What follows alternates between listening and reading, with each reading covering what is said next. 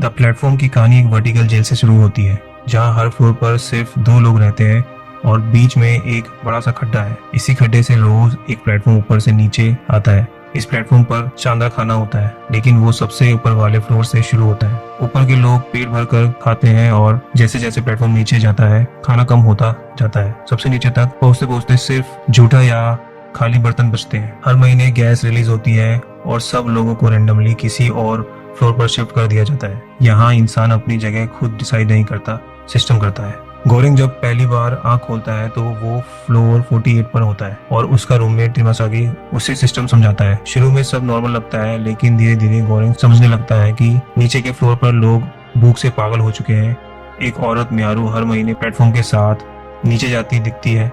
लोग कहते हैं वो अपने बच्चे को ढूंढ रही है। गोरेंग उससे रोकने की कोशिश करता है, लेकिन वो हर बार नीचे चली जाती है और नीचे के फ्लोर पर उस पर हमला भी होता है, जहां वो खुद को बचाने के लिए लोगों को मार देती है। महीना बदलता है और गोरेंग खुद एक बहुत नीचे के फ्लोर पर पहुंच जाता है, जहां भूख इंसानियत को खत्म कर देती है। तिमासागी उसे मार कर खाने का प्लान बना लेता है, लेकिन मियारू आकर तिमासागी को मार देती है और गोरेंग को आज़ाद कर देती है। इसके बाद गोरेंग को सर्वाइवल के लिए वो सब करना पड़ता है जिसे वो कभी गलत मानता था। उसका दिमाग धीरे धीरे टूटने लगता है और तिमासागी जैसे उसकी इमेजिनेशन बनकर उसके साथ रहने लगता है। बाद में उसकी मुलाकात इमोगरी से होती है, जो पहले एडमिनिस्ट्रेशन में थी। वो बताती है कि 200 फ्लोर्स हैं और खाना 200 लोगों के लिए परफेक्टली मेजर होता है। अगर सब सिर्फ अपना पोर्शन ले तो कोई भी भूखा नहीं मरेगा। लेकिन जब वो नीचे वालों को समझाने की कोशिश करती है तो कोई नहीं सुनता। थ्योरी और रियलिटी का डिफरेंस यही साफ हो जाता है। फिर एक बार गोरेंग और इमोगरी को नीचे के फ्लोर पर शिफ्ट कर दिया जाता है। खाना नहीं पहुंचता। इमोगरी होप को खो देती है और अपनी जान दे देती है ताकि गोरेंग सरवाइव कर सके। अगला महीना गोरेंग की जिंदगी में बारात को लाता है। बारात में अभी भी होप है। वो ऊपर चढ़ने की कोशिश करता है, लेकिन ऊपर वाले उसकी मदद नहीं करते। तब गोरेंग एक प्लान बनाता है। वो डिसाइड करते हैं कि प्लेटफॉर्म के साथ नीचे जाएंगे और हर फ्लोर पर राशन कंट्रोल करेंगे ताकि सबसे नीचे तक खाना पहुंच सके।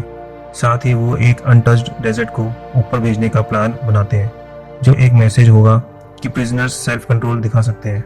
अगले दिन दोनों प्लेटफॉर्म पर खड़े हो जाते हैं और नीचे की तरफ सफर शुरू हो जाता है।